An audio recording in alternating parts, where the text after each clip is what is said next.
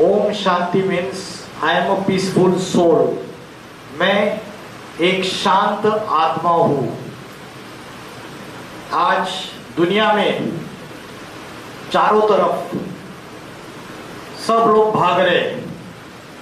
कोई पैसे के पीछे भाग रहा है, कोई व्यक्तियों के पीछे भाग रहा है, लेकिन भागने का मूल कारण क्या है? क्या चाहिए मनुष्य को? पीस एंड हैप्पीनेस, है ना? शांति और सुख, ये दो चीजें चाहिए। तो ओम शांति इस शब्द का मीनिंग है मैं आत्मा शांत स्वरूप हूं। आप जो प्रेयर बोलते हैं, उस प्रेयर में आप भगवान को क्या बोलते हैं कि मुझे आत्म शांति दो।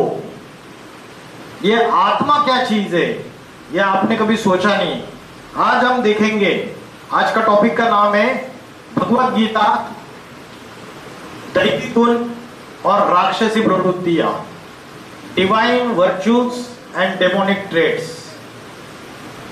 जो देवता के क्वालिटीज क्या है और आसुर के क्वालिटीज क्या है, राक्षस के क्वालिटीज क्या है, ये भगवत गीता में बताया था। तो आज का जो लेक्चर है, स्टार्ट करने से पहले हम 2 मिनट के लिए मेडिटेशन करेंगे।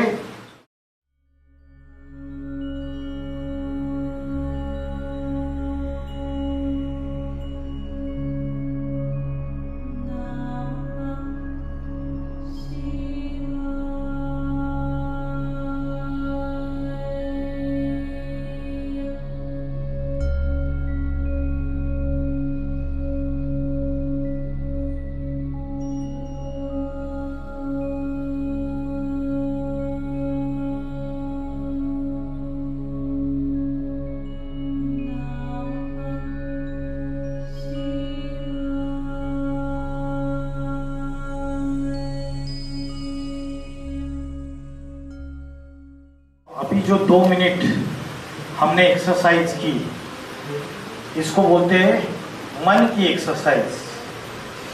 रोज हम जो करते हैं फिजिकल एक्सरसाइज, एक है फिजिकल ग्रोथ और दूसरा है मेंटल ग्रोथ, स्पिरिचुअल ग्रोथ। शरीर को स्ट्रांग बनाने के लिए हम एक्सरसाइज करते हैं, अच्छा खाना पीना करते हैं, ड्राई फ्रूट्स लेते हैं, लेकिन मन को स्ट्रांग बनाने के लिए और स्पिरिचुअल स्ट्रेंथ बढ़ाने के लिए हम कुछ एक्सरसाइज करते हैं क्या? करते हैं रोज। 24 घंटे में कितना समय हम देते हैं कि हमारे मन को एकाग्र करें, आत्मा की शक्ति बढ़ाए। आत्म शक्ति मतलब विल पावर, मनस शक्ति, आत्म शक्ति, विल पावर। उसके लिए हम कोई भी समय नहीं देते।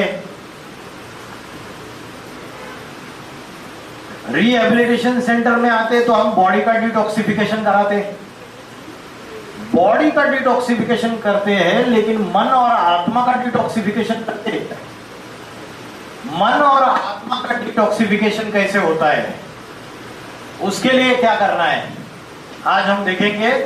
भगवत गीता चैप्टर नंबर 16, दैवी गुण और राक्षसी प्रवृत्तियां, इन दोनों में क्या डिफरेंस है, यह आज हम चेक करेंगे। तो हम हजारों सालों से बात सुनते आए हैं, स्वर्ग और नरक, हेवन एंड हेल, जन्नत और दोजक, सुनते आए हैं ना? तो स्वर्ग और नरक हम समझते हैं, स्वर्ग किधर? सूरज चांद सितारों के परे स्वर्ग है, और पाताल किधर? जमीन के नीचे पाताल है। हम समझते हैं स्वर्ग में देवताएं रहते हैं और पाताल में राक्षस रहते हैं, लेकिन हम कहते हैं आपको स्वर्ग की दुनिया इसी धरती पर है और नरक की दुनिया भी इसी धरती पर है। कहीं नीचे पाताल में राक्षस और ऊपर आकाश में देवता नहीं रहते हैं। भगवत गीता में 2 ही कैटेगरीज बताई, 16वें अध्याय में 2 कैटेगरीज बताई। एक कैटेगरी बताई देवता। ये जितने भी दुनिया में प्राणी है, ये 2 कैटेगरीज में विभाजित किए। एक देवता और दूसरा राक्षस। मनुष्य ये कोई कैटेगरी नहीं बताई। मुस्लिम में भी देखेंगे तो फरिश्ता और शैतान, और क्रिश्चियंस में देखेंगे एंजल और डेमन, जिसको बोलते हैं डेविल या लूसीफर, और हिंदुओं में बोलते हैं देवता और दानव। तो सब जगह सिर्फ दो ही कैटेगरी दी, मनुष्य ये कैटेगरी नहीं दी। उसका कारण पता है आपको? उसका कारण ये है कि मनुष्य ही अगर अच्छे गुण, दैवी गुण धारण करता है तो मनुष्य देवता बन जाता है, और मनुष्य ही अगर राक्षसी प्रवृत्तियां धारण करता है तो मनुष्य राक्षस कहलाता है। तो देवता और राक्षस ये मनुष्य के दो रूप है, एक हाईएस्ट और एक लोएस्ट, एक सबसे ऊंचा रूप और एक सबसे नीचा रूप। ये ऊंचा और नीचा किसकी बात है? ये मानसिकता की बात है, मेंटेलिटी की बात है। मेंटेलिटी होती है ना, मानसिकता। जैसे पिछले साल डॉक्टर महिला के ऊपर रेप हो गया कलकत्ता में, तो सब लोगों ने चिल्लाया कि इनको फांसी की सजा दे दो। भारत भर से आवाज आई और गवर्नमेंट ने रेप के लिए कड़े कानून बनाए हुए हैं। सबने बोला कैपिटल पनिशमेंट दे दो। तो मुझे बताओ, फांसी की सजा देने से उस व्यक्ति के अंदर की मानसिकता बदल जाएगी क्या? मेंटालिटी बदल जाएगी? क्योंकि उसका कारण ये है, फांसी लग जाएगी, बॉडी डेड बॉडी हो जाएगी, लेकिन आत्मा जो है उसकी, वो तुरंत दूसरे मां के गर्भ में प्रवेश करेगी। आत्मा कभी मरती नहीं है। मरता क्या है? क्या मरता है? देह, शरीर, बॉडी मरती है, आत्मा कभी मरती नहीं है। वो आत्मा मां के गर्भ में जाके फिर से जन्म लेगा बच्चे के रूप में, फिर से उसके अंदर वो संस्कार खत्म नहीं होंगे। जो राक्षसी प्रवृत्तियां उसके अंदर थी वो फांसी की सजा देने से खत्म नहीं होती है। तो आज हमें समस्या क्या है कि आत्मा का ज्ञान नहीं है, आत्मज्ञान नहीं है। और आत्मज्ञान नहीं होने की वजह से इतने पढ़े लिखे बड़े बड़े डॉक्टर, इंजीनियर, वकील सुसाइड कर रहे, आत्महत्या कर रहे। क्यों कर रहे? इतने पढ़े लिखे फिर भी क्यों कर रहे? क्योंकि आत्मा का ज्ञान नहीं है, मन को एकाग्र करने का अभ्यास नहीं है। डिप्रेशन, टेंशन, स्ट्रेस, चिंता, रात को नींद नहीं आना, इन सारी चीजों के शिकार होते जा रहे हैं। करोड़ों है, अरबों है, पैसा बहुत सारा है, विद्वत्ता है, भौतिक चीजों का ज्ञान है बाहर की दुनिया का, लेकिन आत्मा का ज्ञान नहीं है। तो आत्मा का ज्ञान नहीं है तो फेल। तो देवता और राक्षस ये इसी दुनिया की बात है। मनुष्य जब दैवी गुण धारण करता है तो वो देवता कहलाता है, और मनुष्य जब राक्षसी प्रवृत्तियों वाला हो जाता है वो राक्षस कहलाता है। अभी क्या हम, जैसे एक हिंदू के शास्त्रों में गरुड़ पुराण है, और गरुड़ पुराण में बोलते हैं कि मरने के बाद अगर ज्यादा पाप कर्म करेंगे तो नरक में जाएंगे। नरक में जाएंगे तो इधर कढ़ाई में तेल उबला हुआ उसमें डाला जाएगा, कोड़े बरसेंगे, ये शस्त्रों से मार रहे, पीट रहे, यातनाएं देते। तो मुझे बताइए, क्या इसी दुनिया में नरक की यातनाएं नहीं भोग रहा है मनुष्य? भोग रहा है या नहीं भोग रहा है? भोग रहा है। ऐसा दुख सहन कर रहा है। कलयुग का नियम है, जो कर्म करेंगे इधर ही भोगना पड़ेगा। ये कलयुग का नियम है, अभी करो और भोगो। तो राक्षस और देवता ये इसी दुनिया की बात है। ये दुनिया 4 युगों में डिवाइड है। कौन से 4 युग पता है किसी को? Very good. सतयुग, ये सतयुग है स्वर्ग, वैकुंठ, जिसको मुस्लिम लोग बोलते हैं, क्या बोलते हैं? जन्नत। क्रिश्चियन लोग बोलते हैं पैराडाइज, हेवन। और हिंदू लोग बोलते हैं सतयुग या राम राज्य या स्वर्ग या वैकुंठ। और दूसरा युग कौन सा है? त्रेता युग।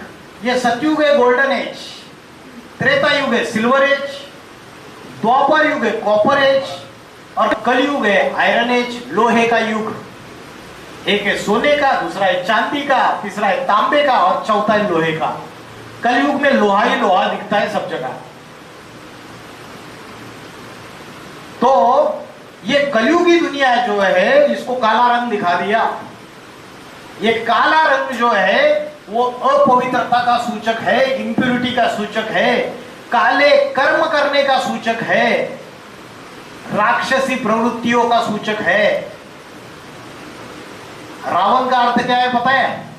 रावण का अर्थ है रावयते इति लोकाः, जो लोगों को रुलाता है वो रावण। कैसे रुलाता है?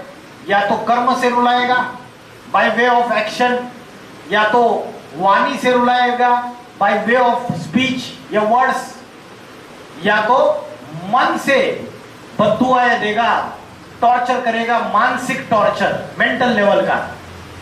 तो जो मन से, वाणी से और कर्म से दूसरों को दुख देता है वो रावण। हम भी रावण है या नहीं है? हम सारे ही रावण है। हम नहीं देते दुख, हम मन से दुख देते हैं दूसरों को, वाणी से देते, कर्म से देते। तो राम और रावण की युद्ध हमारे अंदर चल रही है या नहीं चल रही है? हर एक के अंदर। राम माना अच्छाई, गुडनेस, और रावण मतलब बुराई। रावण मतलब इविल, शैतान हमारे अंदर का, और राम मतलब हमारे अंदर की डिवाइन क्वालिटीज, अच्छाई। तो द्वापर युग और कलयुग ये नरक की दुनिया है, और सतयुग और त्रेता युग ये स्वर्ग की दुनिया है। क्योंकि सतयुग और त्रेता युग में देवी देवताओं का वास होता है। मनुष्य के अंदर सारी डिवाइन क्वालिटीज होती है, दैवी गुण होते हैं, और मनुष्य ही देवता कहलाता है। और द्वापर युग और कलयुग में ऐसा क्या होता है कि मनुष्य के अंदर राक्षसी प्रवृत्ति आती है? कली युग का अर्थ पता है आपको? कली युग, कलयुग मतलब, कलयुग मतलब कलह क्लेश का युग। और कलह क्लेश मतलब झगड़ा घंटा, झगड़े डंडे का युग है ना। भाई भाई का गला काट रहा है प्रॉपर्टी के छोटे से टुकड़े के लिए, झगड़ा घंटा है या नहीं है? रक्षाबंधन में बहन को अगर जितना गिफ्ट चाहिए बड़ा उतना गिफ्ट नहीं मिला तो भी झगड़ा ठंडा करना चालू कर देती है। पड़ोसी के साथ झगड़े टंटे हैं, जातियों में आपस में झगड़े टंटे हैं, समाज में आपस में झगड़े टंटे हैं, धर्म के नाम पे झगड़े हैं, जाति के नाम पे झगड़े, भाषा के नाम पे भी झगड़े। अभी महाराष्ट्र में मराठी नहीं बोलेंगे तो मतरहो बोल रहा है, भाषा के नाम पे झगड़े हैं, देश आपस में लड़ रहे हैं, राज्य आपस में लड़ रहे हैं, समाज आपस में लड़ रहा है। तो कलयुग जो है कलह क्लेश का युग है, झगड़े टंटे का युग। समझ में आया? कलयुग है नरक की दुनिया, इसलिए उसको काला दिखाया। और नरक में होते राक्षस। कलयुग की और एक व्याख्या बताई कि कलयुग में कली राक्षस सबके अंदर प्रवेश कर जाता है। ये कली राक्षस कौन है पता है? ये कली राक्षस सबके अंदर प्रवेश है, सबके अंदर एंट्री की हुई है। ये कली राक्षस मतलब 5 विकार। मनुष्य के आत्मा के अंदर 5 विकार, 5 भूत, 5 राक्षस प्रवेश कर चुके हैं। ये आत्मा के शत्रु है। आत्मा की बैटरी, माइंड की बैटरी डिस्चार्ज कर लेते हैं। एक है चार्जिंग, एक है डिस्चार्ज। तो ये आत्मा के 5 शत्रु कौन से है? 5 विकार पता है? किसी को नहीं पता है? हाँ जी, 1 मिनट 1 मिनट। हाँ, हम लोग का जो क्या बोलते हैं लालच, हाँ लालच है, क्रोध है। Very good. हाँ, काम किसने बताया? Very good. काम, काम, लालच, क्रोध, लज्जा ये राक्षसी प्रवृत्ति नहीं है। हिंसा, अहंकार, अहंकार, घमंड, हिंसा, हिंसा है, लेकिन हिंसा काम के अंदर ही आती है, बताऊंगा मैं। काम, क्रोध, लालच, मोह और अहंकार। मोह का अर्थ है लगाव, अटैचमेंट। लगाव होता है ना किसी के साथ, लगाव होता है तो वो व्यक्ति याद आता रहता है। खाना खाने बैठो वही याद आएगा या याद आएगी, पानी पीने जाओ वही याद आएगा, है ना। उसको बोलते हैं लगाव, अटैचमेंट, मोह। मोह जो होता है वो दुख देने के कारण होता है। व्यक्ति मर जाता है लेकिन हमें उसका मोह होता है तो हम रोते रहते हैं सालों साल। तो मोह दुख का कारण है, अटैचमेंट। काम, आपने बोला काम, काम का अर्थ क्या है? Yes, perfect, very good answer. काम का अर्थ है लस्ट। लस्ट मतलब हवस, विषय वासना। समझ में आया? ये काम जो है ये मुखिया है पांचों विकारों का। और काम मतलब कामना, इच्छा। इच्छा अगर पूरी नहीं होगी तो व्यक्ति को क्या आता है? अगर इच्छा पूरी नहीं होती है तो व्यक्ति को क्या आता है? क्रोध आता है, गुस्सा आता है ना। और जब इच्छा पूरी नहीं होती तो अपने घर के बर्तन फोड़ना चालू कर देते हैं, फर्नीचर तोड़ देते हैं। काम, काम के बाद क्रोध, और क्रोध के बाद लालच। लालच बुरी बला है। मेरी थाली में जो परोसा हुआ है वो तो खाऊंगा, लेकिन सामने वाली की थाली में जो परोसा है उसको छीन के खाऊंगा, ये लालच है। और चौथा है मोह, माना अटैचमेंट, लगाव। माया, मोह, झूठी माया, झूठी काया, झूठा सब संसार। काया मतलब शरीर। ये दुनिया भी झूठी है, ये शरीर भी झूठा है, शरीर की इंद्रिया भी झूठी है, ये हमें माया मोह में फंसा देती है। और पांचवा है अहंकार। अहंकार माना घमंड, ईगो। किस चीज का अहंकार? किसी को अपनी बुद्धि का अहंकार रहता है कि मैं बड़ा होशियार हूं, इंटेलिजेंट। किसी के अपने सुंदरता का अहंकार रहता है ना। किसी को अपनी धन का अहंकार रहता है कि मैं करोड़पति बाप का बच्चा हूं। और किसी को अपनी तन की शक्ति का, मैं बड़ा पहलवान हूं। तो ये अहंकार, तो ये पांच विकार आत्मा के शत्रु है। ये राक्षस है कलयुग में। कली राक्षस ने सबके अंदर प्रवेश कर लिया है। कौन से? सब लोग बोलो एक के पीछे एक। काम, क्रोध, लोभ, मोह और अहंकार। काम, क्रोध, लोभ, मोह, अहंकार, ये पांच आत्मा के शत्रु है। जिससे आत्मा की बैटरी डिस्चार्ज होती है। आत्मा की बैटरी डिस्चार्ज होगी तो मन की शक्ति कमजोर होगी।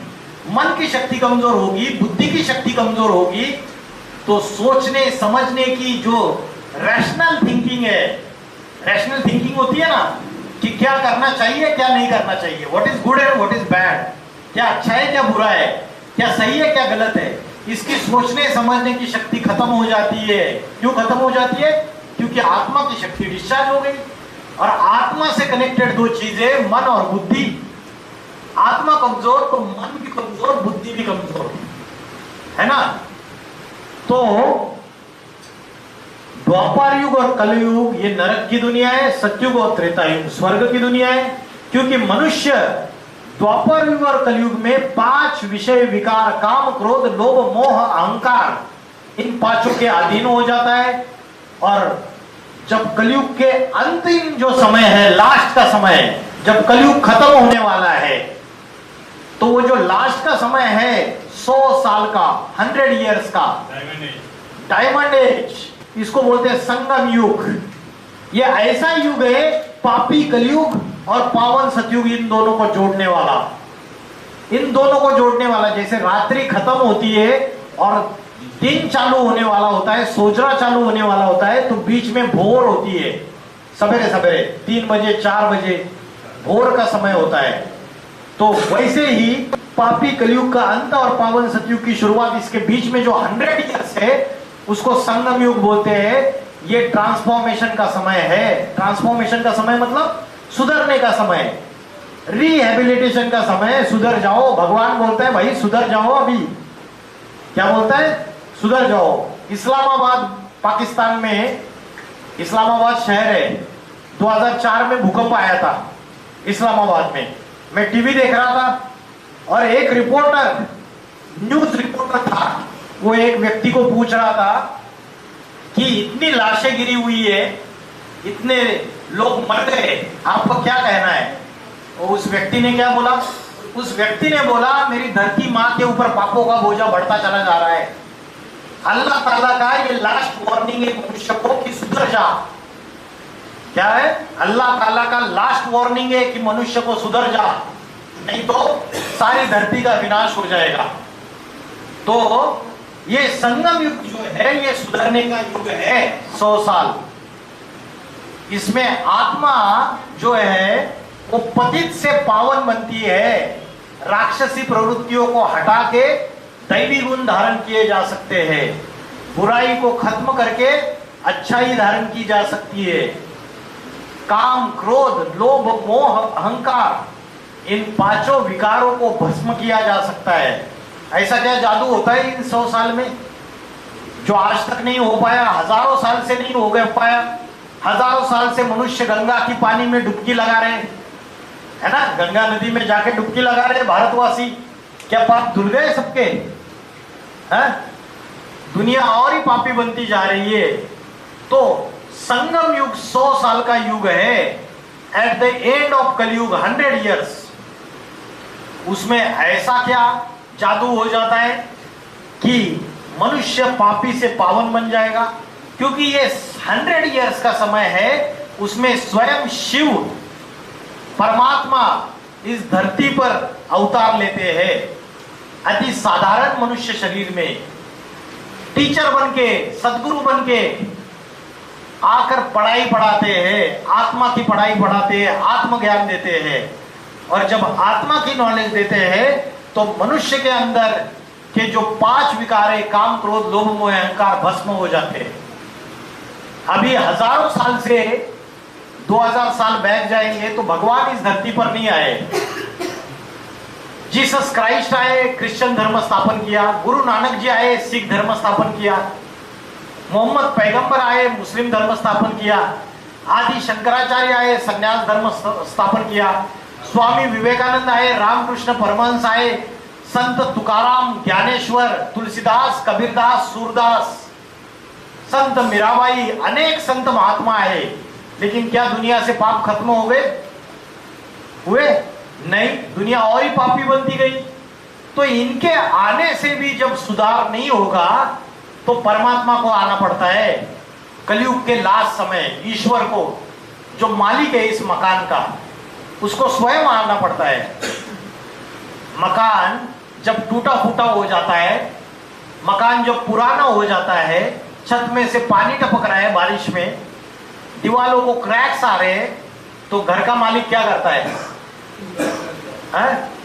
रिपेयर करता है। तो रिपेयरिंग करने के लिए इन संत महात्माओं को भेजा, लेकिन रिपेयरिंग करने से भी मकान सुधरने का नाम नहीं ले रहा है और ही टूटा फूटा बनता जा रहा है। तो फाइनली वो मकान का मालिक खुद आकर पुराना मकान तोड़ देता है, नया मकान बांध के तैयार कर देता है। पहले पुराना मकान तोड़ता है या पहले नया मकान बांध के तैयार करेगा? पहले नया मकान बांध के तैयार करेगा, अपने बीबी बाल बच्चों को सुरक्षित शिफ्ट कर देगा नए मकान में, और फिर पुराना मकान तोड़ेगा। ये कलयुग की दुनिया पुराना मकान हो गया। हो गया है नहीं हो गया? सारे झगड़ रहे आपस में, सुख और शांति का नामो निशान नहीं है। दुख और अशांति, काम, क्रोध, लोभ, मोह, अहंकार, इसमें मनुष्य पूरी तरीके से जानवर, राक्षस जैसा बनता जा रहा है। तो भगवान इसका विनाश करेगा, नई दुनिया स्थापन करेगा, फिर पुरानी दुनिया का विनाश कर देगा। इसलिए बोला है शंकर के द्वारा विनाश। Shankar is the God of destruction, विनाश करता। ब्रह्मा स्थापना, क्रिएटर ऑफ द यूनिवर्स, और शंकर विनाश करता, पापी कलयुग का विनाश करने वाला। और विष्णु, विष्णु माना नारायण, लक्ष्मी नारायण। विष्णु क्या है? विष्णु है पालना, सस्टेनेंस। जब नई दुनिया आएगी उसकी पालन कर्ता का काम विष्णु का है। तो ये साइकिल है 4 युगों का। ये चक्र है, ये घूमता रहता है। 4 युगों का चक्र घूमता रहता है। रात्रि के बाद दिन आता है, बारिश के बाद विंटर आएगा, है ना, सर्दी आएगी, सर्दी के बाद फिर से गर्मी आएगी। ये ऋतुओं का चक्र जैसे घूमता रहता है। रात के बाद दिन आता है, दिन के बाद रात आती है, दक्षिणायन के बाद सूर्य उत्तरायण होता है, उत्तरायण के बाद फिर से दक्षिणायन होता है। वैसे ही पापी कलयुग के बाद फिर से पावन सतयुग आने वाला है। और अभी हम कहां खड़े हैं पता है आपको? इस 4 युगों में हम कहां खड़े हैं? बताओ बताओ। हम यहां खड़े हैं, यहां खड़े हैं पापी कलयुग के विनाश के समय। क्यों? क्या प्रूफ है इसका? प्रूफ क्या है इसका? आज दुनिया में छोटी से छोटी कंट्री के पास एटम बॉम्ब है, परमाणु बम, जिसको बोलते हैं न्यूक्लियर वेपन्स। मेरे घर के नीचे अगर बारूद बिछाई हुई है तो क्या मैं घर में सुरक्षित हूं? नहीं। तो आज छोटी से छोटी कंट्री के पास एटॉमिक वेपन्स है। मनुष्य जिस पेड़ की डाली पे बैठा हुआ है उसी डाली को काट रहा है तो खुद भी नीचे गिरेगा। आज से 80 साल पहले ये एटॉमिक वेपन्स नहीं थे। 1945 में फर्स्ट एटम बॉम्ब का इन्वेंशन हुआ। पहला एटम बॉम्ब तैयार हुआ अमेरिका के जो साइंटिस्ट है उनका नाम है रॉबर्ट ओपेनहाइमर। पहला एटम बॉम्ब बनाया। और आज अगर तीसरा विश्व युद्ध हुआ तो न्यूक्लियर वॉर होगी। अभी तीसरा विश्व युद्ध का समय चल रहा है ना, रोज न्यूज में यही बातें चलती है। यहां से रशिया और यूक्रेन की वॉर चल रही है, वहां से इजराइल, पैलेस्टाइन, ईरान, इनके बीच में युद्ध चल रही है। भारत पाकिस्तान में दुश्मनी बढ़ती चली जा रही है, युद्ध चल रही है। तो ये सारा समय न्यूक्लियर वॉर अगर होगी तो दुनिया का विनाश निश्चित है, महाप्रलय निश्चित है। हाँ बोलिए। ये जो हर युग है, सतयुग, त्रेता युग, द्वापर, कलयुग, हर युग को क्या 1250 में डिवाइड किया गया? हाँ जी, बड़ा अच्छा क्वेश्चन पूछा। इनका कहना है कि इस हर एक का एज कितना है। अभी आज के संत महात्मा बोलते हैं कलयुग तो 4,32,000 साल का है ना। और कोई कोई कथावाचक, कोई कोई संत महात्मा बोलते हैं कि भाई दुनिया तो विनाश के तरफ अग्रसर है, लास्ट समय बचा हुआ है, सब आपस में तुंडे तुंडे मतिर भिन्ना। लेकिन अगर हम रेफरेंस लेंगे शास्त्रों का तो रेफरेंस में यह बोला जाता है आज से 5000 साल पहले भगवान का अवतार हुआ था। आज से 5000 साल पहले कृष्ण आए थे। लेकिन वो गलती क्या करते हैं? वो बोलते हैं कृष्ण द्वापर के अंत में आए थे। ये गलती है। कैसे गलती है? उसका कारण ये है, अगर भगवत गीता में बोला है जब जब धर्म की ग्लानि होती है, अधर्म का बोलबाला होता है, तब दुर्जनों का विनाश करने के लिए, राक्षसों का विनाश करने के लिए और सज्जनों की रक्षा करने के लिए मैं आता हूं। अगर द्वापर के अंतिम समय में भगवान आए और यादवों का और कौरवों का विनाश कर दिया तो फिर सब असुरों का विनाश हो गया, तो पावन सतयुग आना चाहिए था। पापी कलयुग कैसे आ गया? इसका मतलब कैलकुलेशन में मिस्टेक है। जो टाइमलाइन हमने बताई कि आज से 5000 साल पहले द्वापर युग का अंत है, वो गलत है। और भी शास्त्रों के कई प्रूफ प्रमाण है, मेरा उसके ऊपर एक अलग से लेक्चर है सेपरेट। उन शास्त्रों के प्रूफ प्रमाण अनुसार ब्रह्म वैवर्त पुराण है, भागवत पुराण है, हरिवंश पुराण है, अलग अलग शास्त्रों के प्रूफ प्रमाण अनुसार यह साबित होता है कि कलयुग की आयु सिर्फ 1250 वर्ष है। और आज से 5000 साल पहले पिछले कलयुग का अंत था। ये सतयुग और त्रेता युग दोनों मिलके 2500 साल और कलयुग और द्वापर युग मिलके 2500 साल। अगर आप हिस्ट्री के प्रोफेसर को जाके पूछेंगे कि हमें बताओ कि कितने हजार साल की हिस्ट्री अवेलेबल है, तो वो बताएगा 2500 ईयर्स का हिस्ट्री अवेलेबल है बस।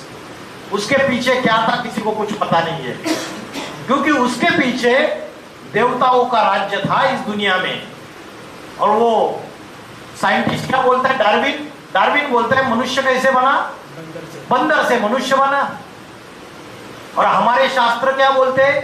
हमारे शास्त्र बोलते हैं कि इस सृष्टि की जो शुरुआत हुई, आदिदेव और आदि देवी, मनु और शत्रुपा, आदि पुरुष आदि स्त्री, इससे दुनिया की शुरुआत हुई। वो मनुष्य थे। और क्रिश्चियन लोग बोलते हैं who is the first man and first woman of the world? Adam और ईव। और मुस्लिम लोग बोलते हैं पहला पुरुष और पहला स्त्री कौन है? आदम और हवा। और जैन लोग बोलते हैं आदिनाथ और आदिनाथिनी। और एक है सर, हाँ जी, हम लोग में भी एडम को फुल फॉर्म में कहा जाता है आदि ब्रह्मा, ऐसा कुछ कहा जाता है। करेक्ट करेक्ट, यही है ना? यस यस, तो हम लोग चारों में तो एडम आ ही रहा है, शॉर्ट फॉर्म में एडम आ रहा है। आ रहा है। इवन इब्राहिम, अब्राहम, अब्राहम में भी एडम आ रहा है। अब्राहम में तो ब्रह्मा भी आ रहा है। अब्राहम हाँ, उसमें भी वो ब्रह्मा का थोड़ा सा, आदिदेव ब्रह्मा बोला जाता हाँ, है, इसमें हम लोग और उनकी जो वाइफ थी उसका नाम था सारा, सरस्वती। सारा ब्रह्मा और सरस्वती। तो शास्त्रों में अगर कुरान, बाइबल, आप हिंदुओं की गीता और शास्त्र सब कुछ टैली करेंगे तो आपको कई सारी समानताएं मिलेगी। ब्रह्मा विष्णु शंकर को कुरान में अलग नामों से पुकारते हैं और क्रिश्चियंस में अलग नाम दे दिए। तो सारी चीजें टैली की जा सकती है शास्त्रों की। लेकिन मनुष्य आज इन चीजों को नहीं समझने के कारण आपस में लड़ाई झगड़ा कर रहा है। हिंदू मुस्लिम दुश्मनी बढ़ती चली जा रही है। तो बोलते क्या है, हिंदू मुस्लिम सिख ईसाई आपस में सब भाई भाई। तो उनको पता नहीं है आपस में भाई भाई है तो सबका बाप एक होना चाहिए। अगर 4 भाई है तो उनका पिता एक होना चाहिए ना। तो लड़ किस लिए रहे? चाहे अल्लाह कहो, चाहे गॉड कहो, चाहे शिव कहो, ये एक ही ईश्वर के अलग अलग नाम है। सबका पिता एक ही है, वो एक ही शक्ति है। सुप्रीम पावर कहो उसको, अल्टीमेट रियलिटी कहो, या परम ब्रह्म कहो, या परमेश्वर कहो, या भगवान कहो, या शिव कहो, या ईश्वर कहो, वो एक ही चीज है। तो सतयुग और त्रेता युग ये स्वर्ग की दुनिया है, द्वापर युग और कलयुग नरक की दुनिया है। कलयुग का जो अंतिम समय है 100 साल का, उसको बोलते हैं संगम युग।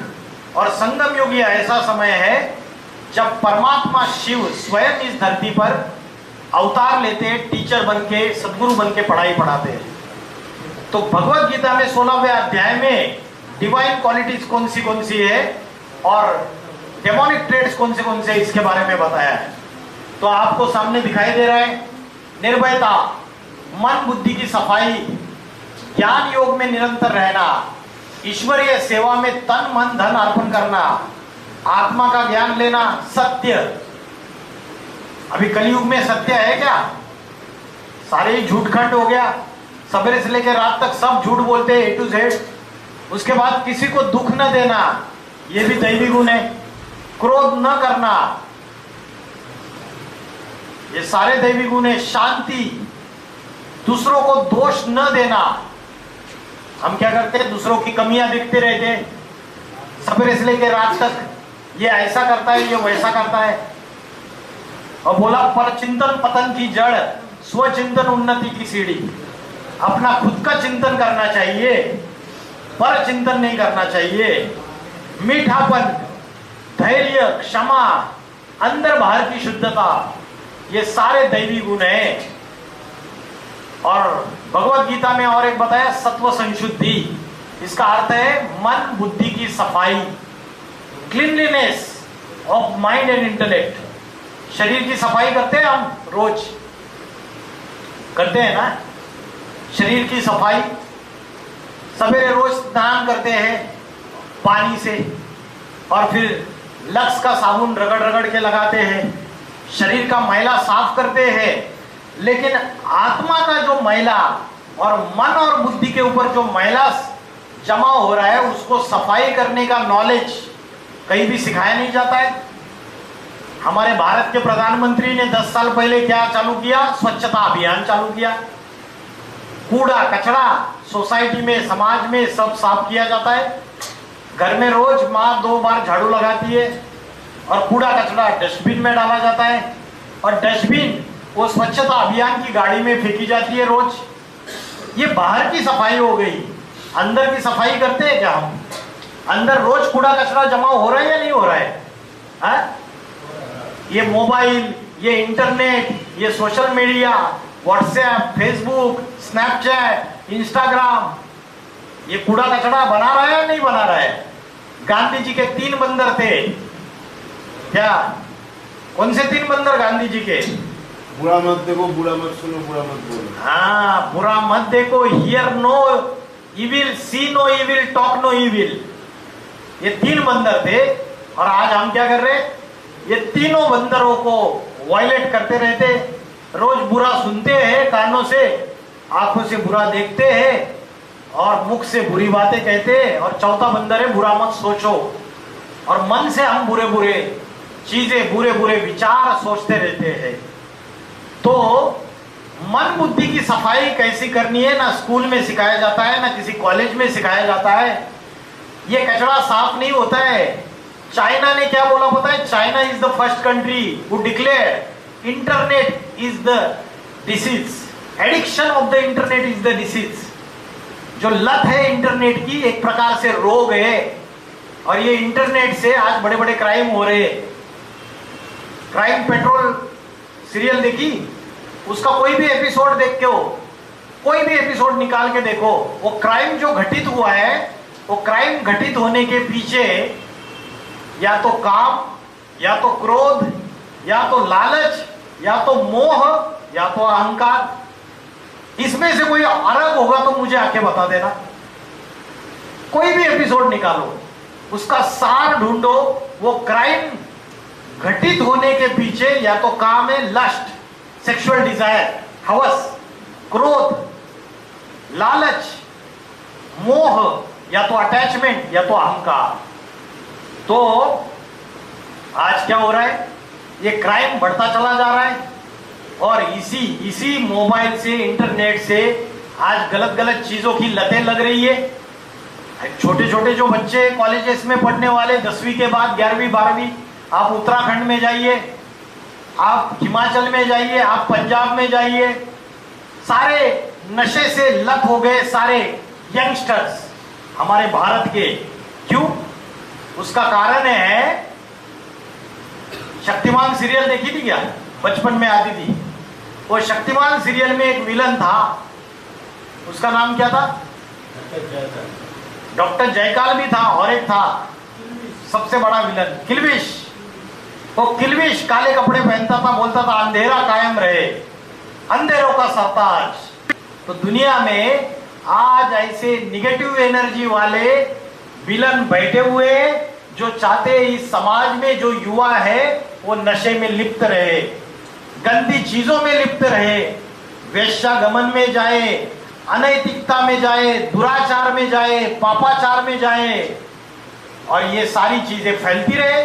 तो ऐसे लोग समाज में बैठे, वो लोग सप्लाई कर रहे हैं इन चीजों का, और हम प्रभाव में आ रहे, क्योंकि हमारी बुद्धि काम नहीं करती। क्यों नहीं काम करती? कलयुग का प्रभाव है। कलयुग में 2 दोष है। कौन से 2 दोष है? संग दोष और अन्न दोष। क्या बताया? संग दोष और अन्न दोष। जैसा करेंगे संग वैसा चढ़ेगा रंग, संग तारे कुसंग बोरे। गुड कंपनी, जो अच्छा संग है, वो हमको क्या करता है? तार देता है, बड़े बड़े विषय वैतरणी नदी से भी पार लगा देता है। और बुरा संग हमको गड्ढे में लेके जाता है, हमारी जीवन की गाड़ी जो है वो गड्ढे में लेके जाएगा। तो आज ये जो साइंस के साधन है, उसकी वजह से युवाओं की बुद्धि खराब होती जा रही है पूरी तरीके से। इसका अच्छा यूज होने की जगह मिसयूज ज्यादा हो रहा है ना। और ये मोबाइल, इंटरनेट, ये स्नैपचैट, ये यूट्यूब, इससे हमारी बुद्धि भ्रष्ट हो रही है या श्रेष्ठ बन रही है? भ्रष्ट बन रही है। छोटे छोटे बच्चे 5वीं 6th क्लास, 5वीं 6ठी कक्षा में पढ़ने वाले बच्चों की बुद्धि भ्रष्ट हो रही है। रैशनल थिंकिंग खत्म हो रही है, नेगेटिव थिंकिंग बढ़ रही है पूरी तरीके से, नकारात्मक सोच बढ़ती चली जा रही है। उसका कारण यह है, हमें आत्मा का ज्ञान नहीं है कि मैं कौन हूं, हु एम आई, मेरा असली परिचय क्या है, ये ज्ञान हम भूल चुके हैं पूरी तरीके से।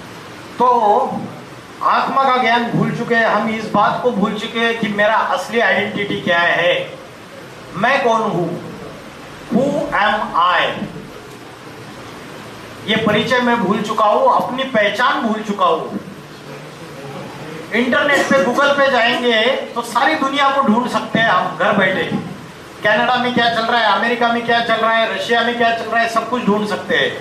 लेकिन आज मनुष्य अपनी पहचान को भूल चुका है, मेरी असली पहचान क्या है। और साइंस के पास इस प्रश्न का जवाब नहीं है। साइंस ने बड़ी बड़ी तरक्की की, इंटरनेट आया, रोबोटिक्स टेक्नोलॉजी आई, आर्टिफिशियल इंटेलिजेंस आया, लेकिन साइंस के पास इस प्रश्न का जवाब नहीं है कि मेरी असली आइडेंटिटी क्या है। आपको पूछा आप कौन हो, तो कोई बोलता है मैं इंजीनियर हूं, कोई बोलता है मैं डॉक्टर हूं, कोई बोलता है मैं वकील हूं, कोई बोलता है मैं हिंदू हूं, कोई बोलता है मैं मुस्लिम हूं, कोई बोलता है मैं बंगाली हूं, कोई बोलता है मैं बिहारी हूं, कोई बोलता है मैं गुजराती हूं, कोई बोलता है अपनी जाति के आधार से अपना परिचय देता है। तो जाति, धर्म, क्वालिफिकेशन ये हमारा असली परिचय नहीं है, ये हमारी असली पहचान नहीं है। हमारी असली पहचान वो है जो मां के गर्भ में जब थे तब भी वो परिचय था और मृत्यु होने के बाद भी रहेगा। वो परिचय क्या है हमारा, क्या है परिचय? मैं एक आत्मा हूं, आई एम अ सोल। हम क्या समझ बैठे, हम समझ बैठे मैं फिजिकल बॉडी हूं, हड्डी मांस का पुतला हूं। यह हमारी सोच हो गई। और इस हड्डी मांस के पुतले में जो इंद्रिय है, आंख, नाक, कान, जिह्वा, त्वचा, मूत्रद्वार, मलद्वार, इन इंद्रियों में हमारी बुद्धि लगी हुई है ना।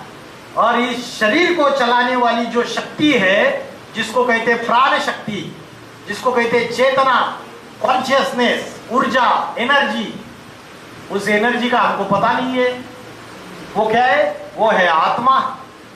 जैसे आत्मा चली जाती है, नर्स क्या बोलती है हॉस्पिटल में, डेड बॉडी को लेके जाओ। क्यों भाई? उसके पहले डेड बॉडी नहीं थी।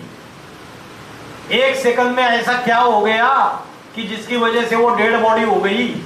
ऐसा क्या चला गया जिसके बाद आंखों से देखना बंद हो गया, कानों से सुनना बंद हो गया, मुख से बात करना बंद हो गया, हाथ हिलना बंद हो गया? वो क्या शक्ति है जो चली गई? वो जो शक्ति है वो आत्मा है। आत्मा कभी मरती नहीं, शरीर मरता है। आत्मा अजर, अमर, अविनाशी है। आत्मा का कभी विनाश नहीं होता है, शरीर का विनाश होता है। इसलिए मरने के बाद या तो जला दिया जाता है या तो जमीन में गाड़ दिया जाता है। हम रोते रहते हैं, लेकिन आत्मा एक सेकंड में दूसरे शरीर में, मां के गर्भ में जाके प्रवेश कर जाती है। अगर हमें आत्मा का ज्ञान है, हम रोएंगे ही नहीं, क्योंकि हमारा मोह शरीर के ऊपर लगा हुआ है, हड्डी मांस के पुतले के ऊपर, जो विनाशी है। पुनर्जन्म की थ्योरी भगवत गीता में लिखी हुई है। क्या थ्योरी लिखी है भगवत गीता में? भगवत गीता में बोला है कि जैसे मनुष्य ये कपड़े बदलता है, आज ये कुर्ता पहना कल दूसरा कुर्ता पहनूंगा, वैसे आत्मा जो है वो शरीर रूपी वस्त्र बदलता है ना। तो आत्मा एक शरीर छोड़ता है, दूसरा शरीर धारण कर लेता है। आत्मा जो है वो अजर, अमर, अविनाशी है, इमॉर्टल है। हाँ बोलिए सर। ऐसा भी हो सकता है कि आज अगर कोई आत्मा अपना शरीर छोड़ता है, हाँ, तो वो साथ ही साथ शरीर अपनाएगा या उसको अपना बॉडी के साथ टाइम टेकिंग ले सकता है? एक सेकंड में जैसे पुराना घर खत्म होने से पहले नया घर तैयार होता है, वैसे ही आत्मा शरीर छोड़ने से पहले ही अपने वाइब्रेशन के अनुसार दूसरे मां के अंदर गर्भपिंड तैयार है। लेकिन जिनकी अकाले मौत होती है, एक्सीडेंटल डेथ, एक्सीडेंटल डेथ जिनकी होती है, एक्सीडेंट हो गया या तो मर्डर हो गया या तो सुसाइड कर लिया, तो उस केस में उसको तुरंत शरीर नहीं मिलेगा। अनटाइमली डेथ बोलते हैं उसको। तो उस केस में उसकी जो आत्मा है वो भटकती रहेगी। जैसे अहमदाबाद में प्लेन क्रैश हो गया, एरोप्लेन का क्रैश हो गया ना अहमदाबाद में, अहमदाबाद से लंदन जो एयरपोर्ट फ्लाइट जा रही थी, प्लेन क्रैश हो गया, तो वो जो है वो एक्सीडेंटल डेथ है। तो उसमें आत्मा भटकती रहेगी, और जो भटकती है उसको ही हम बोलते हैं भूत। क्रिश्चियंस लोग बोलते हैं घोस्ट, स्पिरिट, और मुस्लिम लोग भी इन चीजों को मानते हैं, फरिश्ता बोलते हैं। तो आत्मा तुरंत दूसरा जन्म लेती है। अगर एक्सीडेंटल डेथ हुई तो तुरंत दूसरा जन्म नहीं मिलेगा, जब तक कि उसकी जो इच्छा है, अतृप्त इच्छा है, जो सेटिस्फाइड नहीं हुई है, वो पूरी नहीं हुई, तब तक उसको दूसरा जन्म नहीं मिलेगा। तो आत्मा जो है, इसकी 3 शक्ति है, मन, बुद्धि और संस्कार। आत्मा जब एक शरीर छोड़ के दूसरा शरीर धारण करती है, तो आत्मा के साथ क्या जाता है, क्या ट्रैवल करता है आत्मा के साथ? सिर्फ आत्मा जाती है या आत्मा के साथ और कोई चीज जाती है? एक बॉडी से दूसरे बॉडी में संस्कार जाते हैं। और क्या जाता है पता है क्या? मन और बुद्धि भी जाती है, माइंड एंड इंटेलेक्ट दोनों जाते हैं, संस्कार भी जाते हैं। जैसे मेरे पास 2 हैंडसेट है, एक हैंडसेट में मेमोरी कार्ड है, और मेमोरी कार्ड में सारे फोटोज, सारे videos, images, data, files, word file, PPT, सारे डॉक्यूमेंट्स है। तो क्या है, मेमोरी कार्ड निकाल दिया, मेमोरी कार्ड मतलब आत्मा, और दूसरे हैंडसेट पे डालना है। तो जो फाइल्स है वो सारे के सारे दूसरे इसमें ट्रांसफर हो जाते हैं। तो ये मेमोरी कार्ड जो है वो स्टोरेज स्पेस है। ये मन, बुद्धि और संस्कार ये आत्मा की स्टोरेज स्पेस है। हम जो अच्छे और बुरे कर्म करते हैं, वो कर्म हमारे मन, हमारी बुद्धि और हमारे संस्कार में छप जाते हैं। ये हमारी स्टोरेज स्पेस है। इसलिए पिछले जन्म में अगर कोई व्यक्ति बड़ा चोर रहेगा, चोरी के संस्कार रहेंगे, तो मरने के बाद वो जब नया जन्म लेगा, और छोटा बच्चा है 5-6 साल का, स्कूल में जाने लगा, तो स्कूल में जाने लगा तो वो चोरी का संस्कार उसका खत्म नहीं होता है। वो पहले वो दूसरे के बॉक्स से, वो बॉक्स होता है ना कंपास बॉक्स, उसमें से पेंसिल चुरा लेगा, छोटी छोटी चोरियां करेगा। ना माँ ने सिखाया, ना बाप ने सिखाया, ना दोस्तों ने सिखाया, ना कहीं देखा। उसके अंदर वो संस्कार पूर्व जन्मों का है, चाहे अच्छे संस्कार हो चाहे बुरे संस्कार हो। ये साइकिल है आत्मा का। इसलिए मैंने बोला, वो रेप करने वाला व्यक्ति को फांसी की सजा देने से उसके अंदर का वो संस्कार खत्म नहीं होगा, वो ट्रैवल करेगा फिर से। जब तक उसके अध्यात्म का ज्ञान नहीं है, जब तक उसको उस संस्कार को परिवर्तन किया जा सकता है, उस राक्षसी संस्कार को निकाला जा सकता है और देवताई संस्कार डाला जा सकता है। हो सकता है, पॉसिबल है, ये चेंज हो सकता है, सुधार हो सकता है अगर चाहे तो। अगर हम मन को दृढ़ता से अगर हम धारण करें अच्छाई, तो चेंज हो सकता है। इस विशेष साइकिल से हम बाहर आ सकते हैं। तो आत्मा का ध्यान कैसे करें? चलो बहुत लेक्चर हो गया, अभी बताइए कि तरीका क्या है साफ सफाई करने का, है ना? मन की, बुद्धि की साफ सफाई करने का तरीका क्या है? तो जैसे शरीर का भोजन होता है, वैसे आत्मा का भी भोजन होता है। गाड़ी का भोजन अलग और गाड़ी के ड्राइवर का भोजन अलग, वैसे शरीर का भोजन अलग और शरीर का ड्राइवर आत्मा है, उसका भोजन अलग। शरीर का भोजन तो 3 बार लेते हैं दिन में। आत्मा का भोजन क्या है, कौन बताएगा? What is the food of the soul? आत्मा का भोजन क्या है?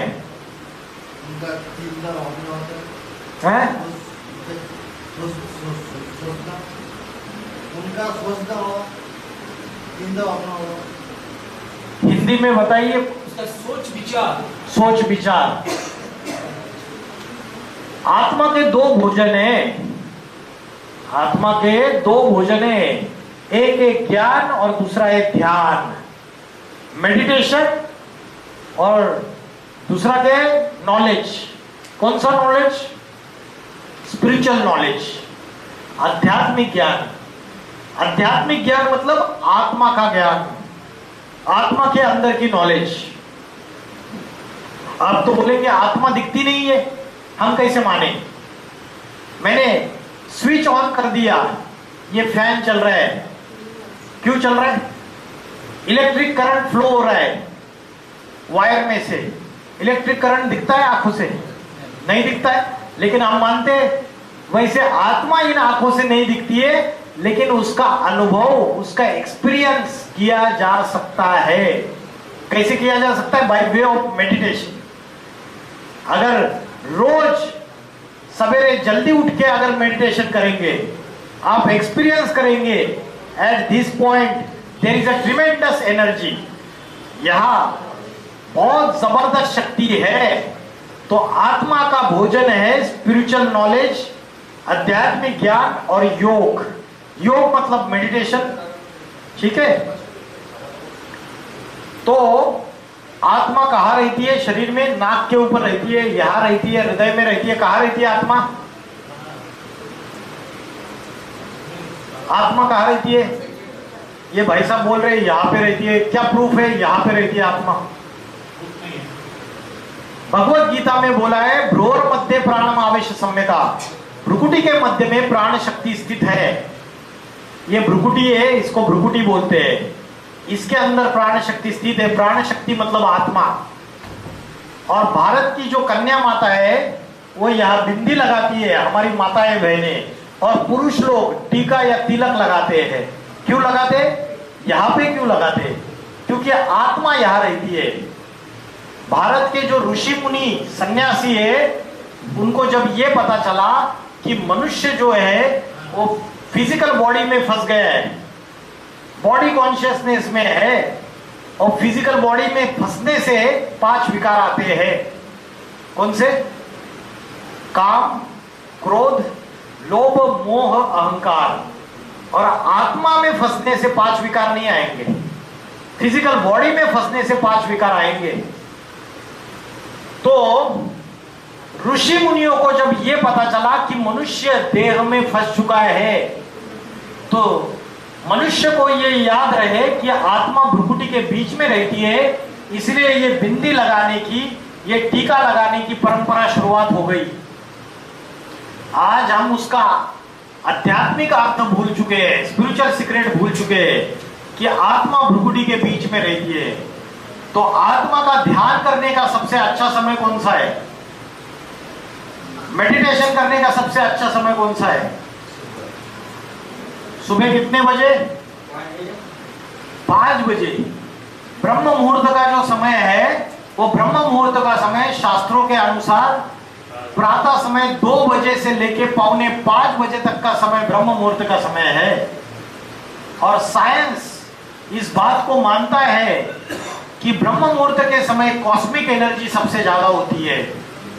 उस समय जल्दी उठ के अगर आप भ्रुकुटी के बीच में आत्मा का ध्यान करेंगे, अगर आप मन को एकाग्र करेंगे, अगर आप जैसे आकाश में स्टार चमकता है वैसा स्टार यहां चमक रहा है, अपने मन के अनेक विचारों को भ्रुकुटी के बीच में एकाग्र करेंगे, तो 180 दिन लगातार 6 महीना सवेरे 4 बजे उठ के आधा घंटा अभ्यास कीजिए।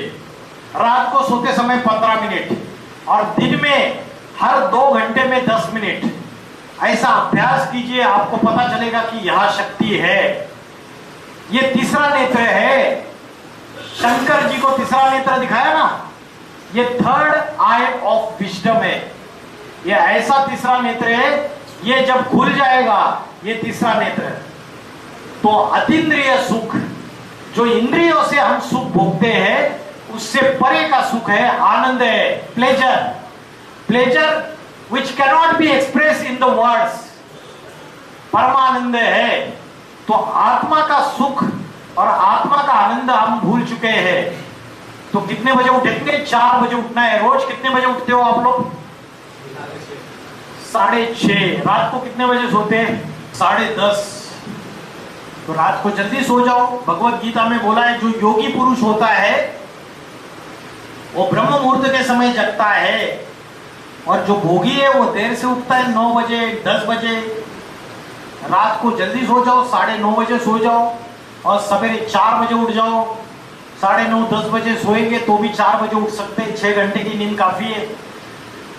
4 बजे उठ जाओ और 4 बजे आप अभ्यास कीजिए मन को एकाग्र करने का। भ्रुकुटी के बीच में जैसे आकाश में स्टार चमकता है वैसा स्टार यहाँ पे चमक रहा है, ऐसा अभ्यास कीजिए।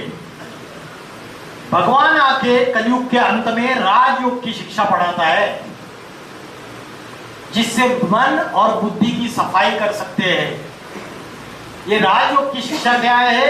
ये व्यक्ति जिस आसन पे बैठा हुआ है उस आसन को 4 पिलर है, और ये व्यक्ति आत्मा समझ के परमात्मा का ध्यान कर रहा है, और जिस आसन पे बैठा है वो 4 पिलर्स के ऊपर आधारित है।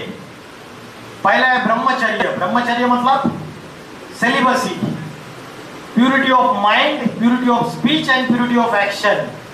मन की पवित्रता, वाणी की पवित्रता और कर्म भी पवित्र। कलयुग में हमारा मन भी अपवित्र हो गया, हमारी वाणी भी अपवित्र हो गई और हमारे कर्म भी अपवित्र हो गए। अभी हमने मेडिटेशन किया at the beginning of the lecture. क्या क्या सॉन्ग बजाया था? पंच लाइन क्या था उसका सॉन्ग का? हाँ, पवित्र मन रखो, पवित्र तन रखो, पवित्रता मनुष्यता की शान है। जो मन वचन कर्म से पवित्र है वो चरित्रवान ही यहाँ महान है। स्वामी विवेकानंद जी ने बोला था कि मुझे 100 ऐसे युवा दे दो चारित्रवान, कैरेक्टर वाले, वो दे दो, मैं दुनिया को परिवर्तित करके दिखा दूंगा। उनको मिले ही नहीं। तो परमात्मा जब आता है तो कैरेक्टर फॉर्मेशन करने के लिए, चारित्र्य निर्माण करने के लिए विद्या सिखाता है। पहला है ब्रह्मचर्य। दूसरा पिलर है प्योर फूड, शुद्ध अन्न। जैसे खाओगे अन्न वैसे बनेगा मन, और जैसे पियोगे पानी वैसे होगी वाणी। अन्न का मन से कनेक्शन है।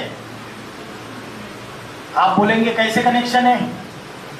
अगर कोई रेस्टोरेंट में गए और वहां खाना बनाने वाला जो शेफ है वो खाना बनाते वक्त उसके मन में गंदे गंदे विचार चल रहे वैश्यागमन के, उसके मन में गंदे विचार चल रहे, किसी का मर्डर कर दूं, किसी से दुश्मनी है उसकी, तो उसके आंखों से, उसके हाथों से खाना बनाते वक्त वाइब्रेशन निकल रहे हैं नहीं निकल रहे? वाइब्रेशन निकलते। वाइब्रेशन इस आंखों से दिखते नहीं लेकिन निकलते हैं। अगर समझो तुम्हारे क्लास में कोई बहुत सैड मूड में आके बैठ गया तो उसके वाइब्रेशन का असर पड़ता है या नहीं पड़ता है? हाँ, पड़ता है, सबके ऊपर पड़ता है। तो वो शेफ जो खाना बनाने वाला है उसके मन में अगर गंदे विचार चल रहे हैं तो उसके वाइब्रेशन का असर उस भोजन के ऊपर, जो डिश उसने प्रिपेयर किया है टेस्टी, उसके ऊपर होगा या नहीं होगा? होगा। और वो डिश के ऊपर, अन्न के ऊपर वो असर होगा तो खाने वाले के ऊपर भी होगा। खाने वाले के मन में भी वैसे ही विचार आएंगे जो बनाने वाले के मन में थे। तो जैसे खाओगे अन्न वैसे बनेगा मन, और जैसे पियोगे पानी वैसे होगी वाणी। तो अगर स्पिरिचुअल एनर्जी, आध्यात्मिक शक्ति बढ़ानी है तो उस कार्य करते वक्त, वो शक्ति बढ़ाते समय हमको अन्न भी शुद्ध खाना चाहिए। तीसरा है दैवी गुण, डिवाइन क्वालिटीज अपने अंदर धारण करने चाहिए। डिवाइन क्वालिटीज कौन सी बताए? कुछ बताओ। मैंने चार्ट दिखाया था ना डिवाइन क्वालिटीज का, क्या क्या दिखाया था? भूल गए?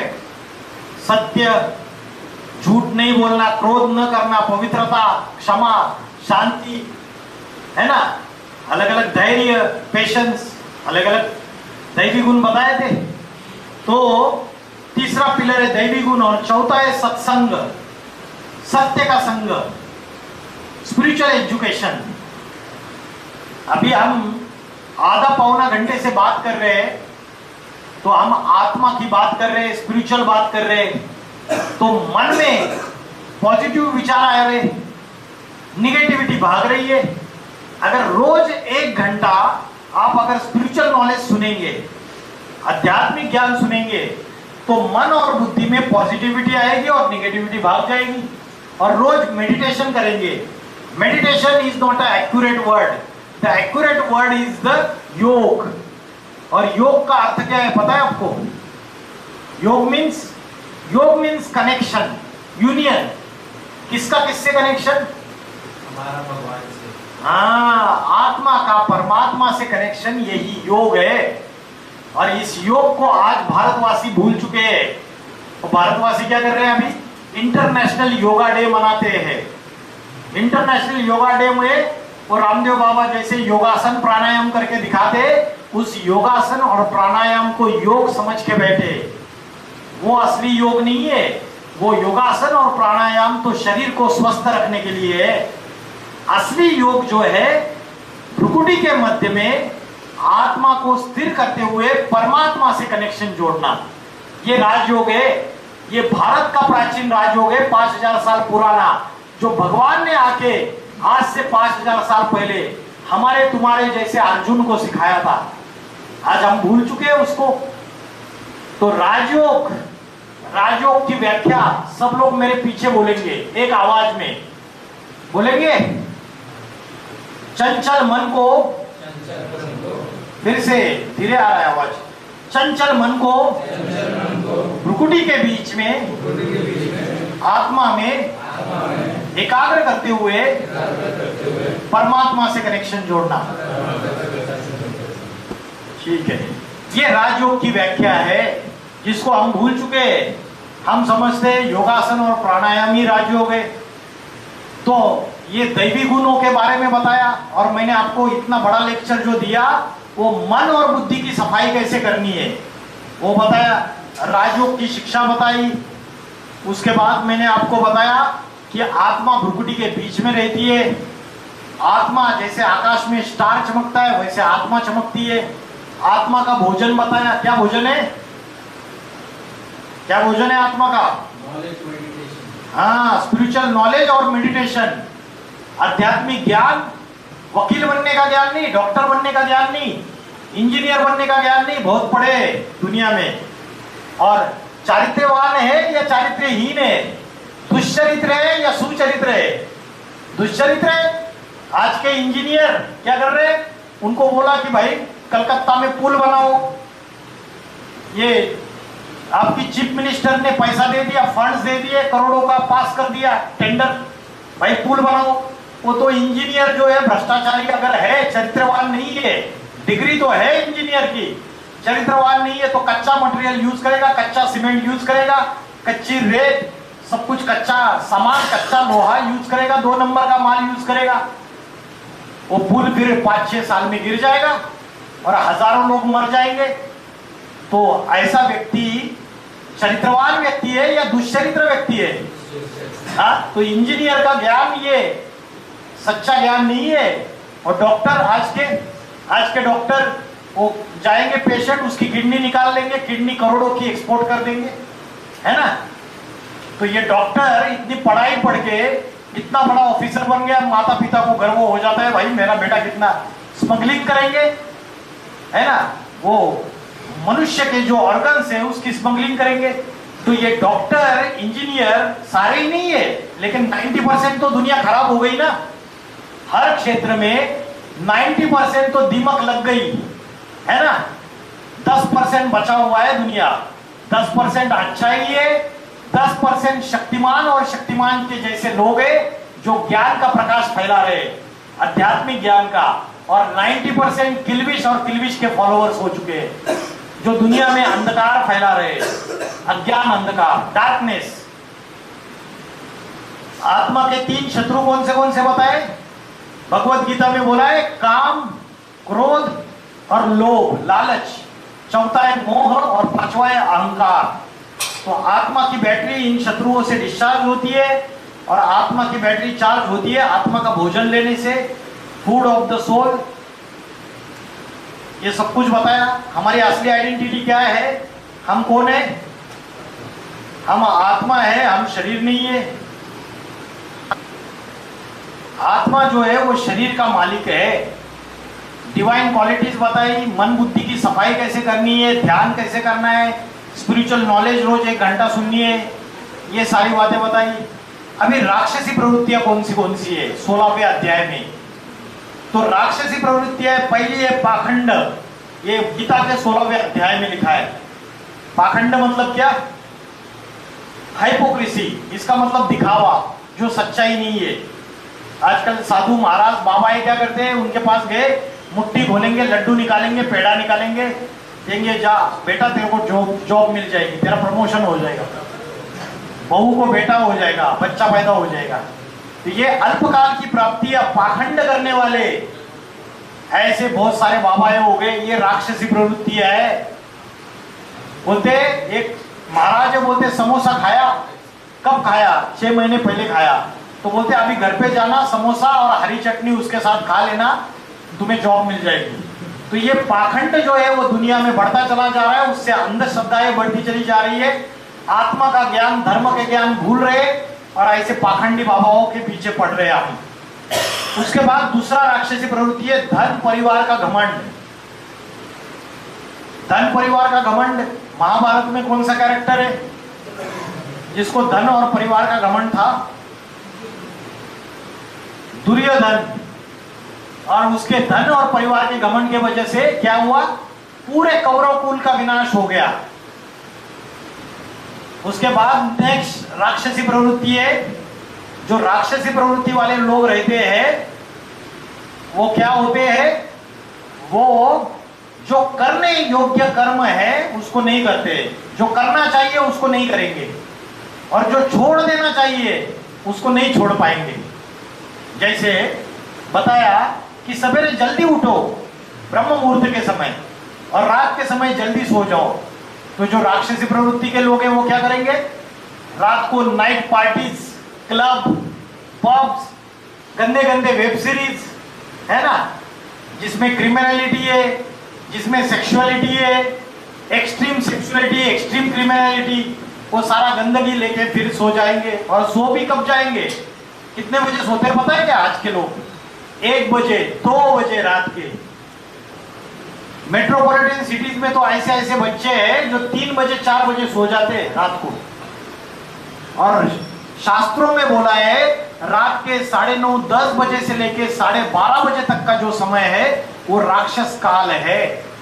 कौन सा काल है, राक्षस काल। उस समय अगर जगेंगे तो राक्षसी प्रवृत्तियां मन के अंदर आ जाएगी, निगेटिविटी आ जाएगी, सारी नकारात्मक ऊर्जा आ जाएगी। तो जल्दी सोना चाहिए। जो राक्षसी प्रवृत्ति वाले करने योग्य कर्म नहीं करते और जो कर्म त्यागने चाहिए उनको नहीं त्याग पाते, उनके अंदर ना शुद्धता होती है ना सदाचार। सदाचार मतलब गुड कंडक्ट, कुछ नहीं होता है। ये राक्षसी प्रवृत्ति वाले लोगों के लक्षण बताए। ये सुधीर चौधरी एक रिपोर्टर है आज तक न्यूज चैनल में, इन्होंने एक रिपोर्ट तैयार की थी। उस रिपोर्ट में इन्होंने बताया कि आजकल जो भारत के युवा है वो ज्यादातर जो गूगल पे सर्च कर रहे हैं, उन्होंने एक सर्वे किया था 10 अगस्त से 20 अगस्त। उन्होंने बोला कि ज्यादा जो सर्च करते हैं वो पोर्नोग्राफी सर्च करते हैं। उन्होंने देखा 90% युवाओं ने पोर्नोग्राफी सर्च की है, एडल्ट कंटेंट, और सिर्फ 19% युवा है जिन्होंने नौकरी सर्च किया है, जॉब सर्च, और 30% युवा ऐसे हैं जिन्होंने कलकत्ता की रेप की घटना को सर्च किया है, वीडियो को। उनको वो वीडियो देखना है कि ये रेप हुआ कैसे, सर्च कर रहे, अलग अलग तरीके से ब्राउज कर रहे हैं उसको, भले मिल नहीं रहा है। तो ये देश के युवाओं की मानसिकता बदलती जा रही है। ये नकारात्मक मानसिकता है। ये राक्षसी प्रवृत्ति है या देवताई प्रवृत्ति है? राक्षसी प्रवृत्ति है। अभी कुंभ मेला हुआ था, कुंभ मेला में 60 करोड़ से ज्यादा भारतवासी गए थे गंगा में डुबकी लगाने के लिए, आत्मशुद्धि के लिए, है ना। तो वहां कुछ कुछ युवाओं ने, यंगस्टर्स ने क्या किया, हमारी जो माताएं, हमारी बहनें, हमारी माएं, हमारी बहनें जो वहां स्नान कर रही थी उनके गंदे वीडियो बना लिए, वो कपड़े चेंज कर रही थी उसके वीडियो बना लिए और सोशल मीडिया प्लेटफॉर्म्स पे, टेलीग्राम, यूट्यूब, उसमें वायरल कर दिए, लाखों रुपए कमाए, पैसे कमाए। तो ये राक्षसी प्रवृत्ति की मानसिकता है या नहीं है? ये राक्षसी प्रवृत्ति की मानसिकता है। दुनिया इतनी नीचे गिरती जा रही है कि मनुष्य, उसकी सूरत तो मनुष्य जैसी है लेकिन उसके कर्म और उसकी चलन कैसी है? राक्षस जैसी है, जानवरियत जैसी है। सूरत मनुष्य की और सीरत बंदर की। सीरत मना चलन, कंडक्ट, बिहेवियर, समझ में आ रहा है? ये इसको जानते हो आप? यूट्यूबर है रणवीर अलाहाबादिया। इन्होंने ऐसी गंदी गंदी बातें बोली सोशल मीडिया प्लेटफॉर्म में, छोटे छोटे बच्चे भी इसके वीडियो देखते हैं। छोटे छोटे बच्चों के दिमाग में क्या असर पड़ेगा? इनके ऊपर केसेस रजिस्टर्ड हो गए, केस चले इनके ऊपर। तो आज इंटरनेट पे जो परोसा जा रहा है वो हमें बुद्धि से फैसला करना चाहिए क्या खाना है और क्या नहीं खाना है। लेकिन हम फैसला कर रहे, हम जो परोसा है सारा ही खा रहे। अगर आपको यहाँ पे थाली परोसी खाने की और उसमें बाल गिरे हुए 2-3, आप खाओगे? आप रिजेक्ट कर दोगे ना। या तो नमक ही नहीं है, आप रिजेक्ट कर दोगे, या नमक बहुत ज्यादा गिर गया, आप रिजेक्ट कर दोगे। तो आपकी बुद्धि फैसला करती है नहीं करती है? करती है। तो यहां क्यों नहीं करती है? जब इंटरनेट पे गंदगी, गंदी चीजें, वो बड़े बड़े एक्टर्स वो करोड़ों कमाते, बड़ी बड़ी बातें करते और दुनिया को क्या आदर्श देते? कौन सा? वो विमल गुटखा खाने की एडवर्टाइज करेंगे, है ना? सही बोल रहा हूं ना मैं? वो शाहरुख खान, वो अजय देवगन, वो अक्षय कुमार विमल गुटखा खाने की एडवर्टाइज करेंगे। मतलब सारे युवा ये आपको गुटखा खाए और आपको ये एडवर्टाइजमेंट करने के लिए करोड़ों रुपए मिलेंगे, है ना? आप एक एडवर्टाइजमेंट करते हो तो आपको करोड़ों रुपए मिलते हैं। और हमारा युवा गुटखा खा के उसके अंदर अलग अलग बीमारियां पैदा हो, फिर बाद में कैंसर हो और वो मर जाए जल्दी। ये आदर्श आप प्रस्तावित कर रहे हो और हम लोग क्या कर रहे हैं? इनको हीरो बना के बैठे हुए। हमारे हीरो कौन है आज की डेट में? यही शाहरुख खान, यही अक्षय कुमार, ये हमारे हीरो है। ये फुटबॉल प्लेयर, ये क्रिकेट प्लेयर, इनको हमने हीरो बना के रखा। और ये खुद क्या दुनिया का परिवर्तन कर सकते हैं? दुनिया में से बुराई मिटा के अच्छाई स्थापन कर सकते हैं क्या? कर सकते हैं? नहीं कर सकते। स्वयं परमात्मा शिव शंकर भोलेनाथ जब तक इस सृष्टि में अवतार नहीं लेता, वो स्वयं जब आत्मज्ञान की पढ़ाई नहीं पढ़ाता, तब तक इस सृष्टि का परिवर्तन नहीं हो सकता। आज कॉलेजेस में एक लड़का है, हरियाणा की यूनिवर्सिटी है सोनीपत में, 4 यूनिवर्सिटी के बच्चे इकट्ठा बैठे हुए और एक वरिष्ठ पुलिस अधिकारी, कमिश्नर ऑफ पुलिस, वो आके नशा मुक्ति के ऊपर लेक्चर दे रहे। तो वो लड़का बोल रहा है, स्टूडेंट खड़ा होके, कि सर आज फर्स्ट ईयर के बच्चों को भी गांजा मिलना, ड्रग्स मिलना, ये चॉकलेट और लॉलीपॉप मिलना इतना इजी हो चुका है। और यूनिवर्सिटी के गेट से 100 मीटर के डिस्टेंस पर जहां पुलिस चौकी है, वहां पुलिस चौकी के सामने ही गांजा बेचते हैं और पुलिस कोई एक्शन नहीं लेती। पुलिस भी मिली हुई है। तो आज जो समाज है उसको जो दिमक लग रही है और उसकी वजह से इन नशा, ये गंदी चीजें, उसकी वजह से हमारी मानसिकता राक्षसी प्रवृत्ति की बनती जा रही है। तो हमें राक्षसी प्रवृत्ति का बनना है या देवताई प्रवृत्ति का बनना है? देवताई प्रवृत्ति का बनेंगे तो सुख और शांति, पीस एंड हैप्पीनेस अनुभव करेंगे, और राक्षसी प्रवृत्ति धारण करेंगे तो दुख और अंधकार, है ना? तो राक्षसी प्रवृत्ति के जो लक्षण है वो बताए। क्या बताया? कि काम वासना के वशीभूत होके अन्यायपूर्वक धन संग्रह करते हैं। जो राक्षसी प्रवृत्ति के लोग हैं ना, वो संस्थाएं खोलेंगे, क्लब खोलेंगे, खुद करोड़ों कमाएंगे और लोगों को, जो गरीब लोग हैं वो गरीब बनते जाएंगे, और जो अमीर लोग हैं वो अमीर बनते जाएंगे। धृतराष्ट्र उसने क्या किया था, सारे राष्ट्र की धन संपत्ति धारण की थी। ये राक्षसी प्रवृत्ति है। हर्षद मेहता का नाम सुना है? हर्षद मेहता स्टॉक मार्केट घोटाला किया था 4000 करोड़ का। विजय माल्या किंग फिशर नाम की कंपनी है, इसमें घोटाला किया था इन्होंने 9000 करोड़ का। नीरव मोदी पंजाब नेशनल बैंक घोटाला 11000 करोड़ का। कॉमनवेल्थ गेम्स सुरेश कलमाड़ी सांसद कांग्रेस का, इन्होंने घोटाला किया था 70000 करोड़ का। तो भगवत गीता में ये बातें पहले ही बोल के रखी है। राक्षसी प्रवृत्ति के लोग अन्याय पूर्वक धन का संचय करते हैं, और क्या करते हैं, धन का संचय करके भ्रष्ट कार्य करते हैं। फिर उसके बाद भगवत गीता में बोला कि जो राक्षसी प्रवृत्ति के लोग हैं वो विषय वासना, जो लस्ट है, उसको ही परमानंद समझते हैं। यही आनंद है, बोलते हैं इसी में मजा है। ये राक्षसी प्रवृत्ति के लोग समझते हैं। इसलिए आज मैरिटल रेप हो रहे हैं। सुप्रीम कोर्ट में केस चल रहा है मैरिटल रेप का। मैरिटल रेप मतलब क्या, वो प्रेम है, मतलब जोर जबरदस्ती। पत्नियां सुप्रीम कोर्ट में जाके चढ़ गई कि हमारे पति हमारे ऊपर बलात्कार करते हैं, फैसला करो। सिर्फ बलात्कार बाहर की दुनिया में नहीं हो रहे, परिवार के 4 दीवारों के अंदर भी बलात्कार हो रहे हैं। और राक्षसी प्रवृत्ति की तरह सुख भोगा जा रहा है।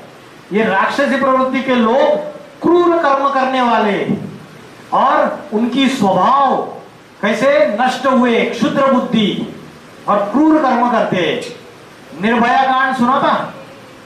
दिल्ली में 2012 में निर्भया के ऊपर रेप हुआ था, बहुत क्रूरतापूर्वक। बाद में शरीर छोड़ दिया उन्होंने। ये अत्याचार छोटी छोटी बच्चियों के ऊपर हो रहे, 6-6 महीने की, 10-10 महीनों की बच्चियों के ऊपर बलात्कार हो रहे। और जो रिलेशन है, जो संबंध है, वो भी गंदे बन गए। आजकल गाने ही ऐसे आते हैं, वो भोजपुरी गाने सुने कभी? उसमें तो भाभी देवर, इसके सिवाय गाने नहीं है। सारी गंदी गंदी बातें। आप तो क्या उसके बाद वो क्या बोलते हैं, और वो साली, साली आदि घरवाली। तो रिश्ते जो है समाज में, वो रिश्ते भी अपवित्र हो गए। लक्ष्मण के लिए क्या बोलते थे? लक्ष्मण के लिए बोलते थे कि वो सीता को कभी नजर उठा के नहीं देखता था, उसकी नजर उसके पैरों के तरफ रहती थी, पांवों के तरफ रहती थी बस। इसलिए उसको पता ही नहीं कि उसने क्या पहना था ऊपर, नथनी क्या पहनी थी, क्या पहना था, उसको पता ही नहीं, जानकारी नहीं। तो जो पवित्रता थी संबंधों में, वो पवित्रता, भाई बहनों के संबंधों में पवित्रता खलास हो गई। भाई बहनों के अंदर अनैतिक रिलेशन पाए जा रहे। न्यूज सुन रहे हम, बाप अपनी बच्ची को नहीं छोड़ता है, मामा अपनी भांजी को नहीं छोड़ता है, चाचा अपनी भतीजी को नहीं छोड़ता है, भाई अपनी बहन को नहीं छोड़ता है, गुरु अपनी चेली को नहीं छोड़ता है। तो संबंधों में ये गंदगी आ गई, ये सारी राक्षसी प्रवृत्तियां बढ़ गई। तो राक्षसी प्रवृत्ति वाले, क्रूर कर्म करने वाले लोग, क्षुद्र बुद्धि, नष्ट हुए स्वभाव वाले, और जगत के बैरी बनकर महाविनाश करने के लिए जगत का तैयार हो चुके हैं। क्या बन गए? जगत के बैरी। बैरी मतलब दुश्मन। अभी बताओ, जगत के बैरी कौन बन गए और महाविनाश के लिए तैयार है? किसी एक का नाम बताओ, बताओ। नॉर्थ कोरिया का प्रेसिडेंट किम जोंग डायरेक्ट धमकी देता है, बात नहीं करता है वो, डायरेक्ट धमकी, न्यूक्लियर वेपन्स का विस्फोट कर दूंगा। चाहे अमेरिका है, चाहे कोई भी है, उसके अगेंस्ट बात करेगा तो न्यूक्लियर वेपन्स का विस्फोट कर दूंगा। और भगवत गीता में पहले ही बोल दिया कि जगत के बैरी बनकर जगत के महाविनाश के लिए तैयार रहते हैं। ये राक्षसी प्रवृत्ति के लोग हैं, डेमोनिक बिहेवियर। तो दिल्ली में दंगे हुए, अनेक अनेक शहरों में दंगे, सारी दुनिया में, जाति में, धर्म में, देश आपस में लड़ाई झगड़ा कर रहे हैं। और बड़े बड़े जो देश के प्रेसिडेंट है उनके पास ऐसे ऐसे न्यूक्लियर वेपन से रिमोट कंट्रोल का एक बटन दबा देंगे तो ये सारी दुनिया एक सेकंड में खलास हो जाएगी। तो जगत के बैरी बन के जगत के महाविनाश के लिए तैयार है। नासा का नाम सुना है? नासा जो साइंटिस्ट है उनकी एक ऑर्गेनाइजेशन है नासा, और नासा के जो साइंटिस्ट है जग में बहुत प्रसिद्ध है, पॉपुलर है।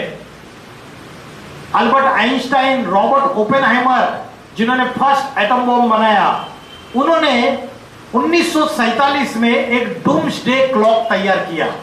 क्या नाम बताया? Doomsday clock. आप अगर गूगल करेंगे तो आपको पता चलेगा डूम्सडे क्लॉक क्या होता है। ये डूम्सडे क्लॉक में इन्होंने इस घड़ी को सेट किया। कैसे सेट किया? उन्होंने बोला कि अगर इस घड़ी में पहले इन्होंने जब सेट किया तो सिर्फ 11 मिनट बचे हुए दिखाए सृष्टि के विनाश के लिए। 11 मिनट मतलब कुछ साल। और 2025 में अभी इन्होंने घड़ी को जब सेट किया, ये जो दो कांटे हैं सिर्फ 89 सेकंड्स बचे हुए। 89 सेकंड्स मतलब सृष्टि का विनाश होने के लिए चंद साल बचे हुए, 8-10 साल। उनका कहना है इस सारी दुनिया का विनाश 3 कारणों से होगा। पहला है न्यूक्लियर वॉर। अगर थर्ड वर्ल्ड वॉर होगा तो न्यूक्लियर वॉर होगा, और 2025 में पूरे आसार दिख रहे थर्ड वर्ल्ड वॉर शुरुआत होने के।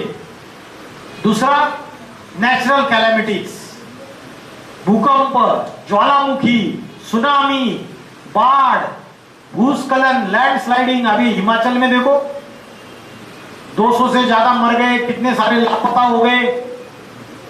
तो धरती जो है, जो प्रकृति है, नेचर है, वो भी विकराल रूप धारण कर चुकी है। और तीसरा बताया आर्टिफिशियल इंटेलिजेंस। ये विनाश के 3 कारण बताए और ये डूम्सडे क्लॉक तैयार कर दिया। तो अगर तीसरा विश्व युद्ध हुआ तो न्यूक्लियर वॉर होगी। अभी सारी दुनिया वेंटिलेटर पे बैठी हुई है, अंतिम सांसें गिन रही है।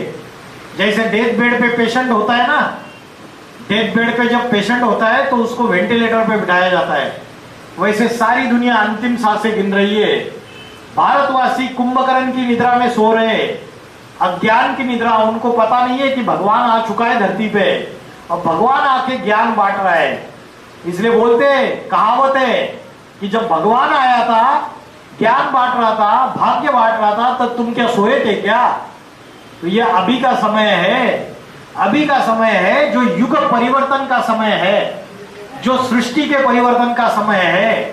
पापी कलयुग का खात्मा होके पावन सतयुग, जो देवी देवताओं की दुनिया आने वाली है, उसका समय है। मनुष्य आत्मा का ध्यान करते हुए परमात्मा को जब याद करता है तब सृष्टि का परिवर्तन होता है। तो तीसरा विश्व युद्ध अगर होगा तो धरती का टेम्परेचर बढ़ जाएगा, क्योंकि एटम बम का विस्फोट हो जाएगा और उससे उत्तर ध्रुव और दक्षिण ध्रुव की बर्फ पिघल जाएगी, उससे समुद्र का जलस्तर बढ़ जाएगा और उससे महाप्रलय आएगा। सारी दुनिया में विनाश छाएगा, बर्पा करेगा। तो राक्षसी प्रवृत्ति के लोग जो है, उनके जो गुण है, जो कर्म नहीं करने चाहिए वो करते हैं। मेडिकल साइंस क्या बोलता है? अरे शराब पीने से कुछ नहीं है, बोलते हैं 1 पैक जो स्त्री है वो रोज 1 पैक ले सकती है और पुरुष 2 पैक ले सकते हैं, 2 ड्रिंक। और अध्यात्म क्या बोलता है? अध्यात्म बोलता है कि भाई शराब पीना मतलब 5 विकारों को आमंत्रण देना, निमंत्रण देना। काम, क्रोध, लोभ, मोह, अहंकार। निर्भया का जब कांड हुआ था तब वो सबने शराब पी हुई थी और मोबाइल पे गंदी गंदी फिल्में देख रहे थे। जब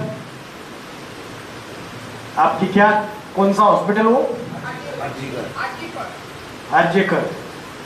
ये हॉस्पिटल में जब घटना घटी तो उन्होंने भी, जो एक्यूज पर्सन है, उन्होंने शराब पी हुई थी।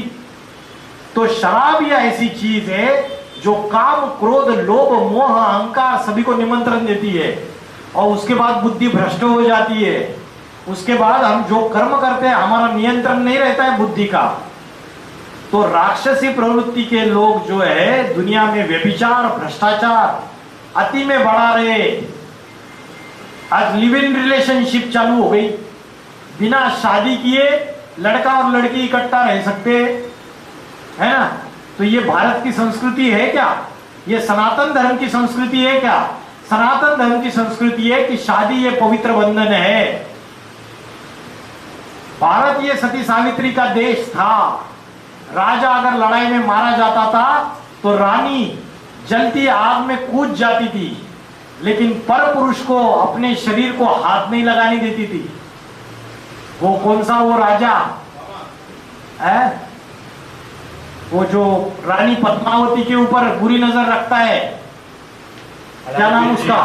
खिलजी। खिलजी।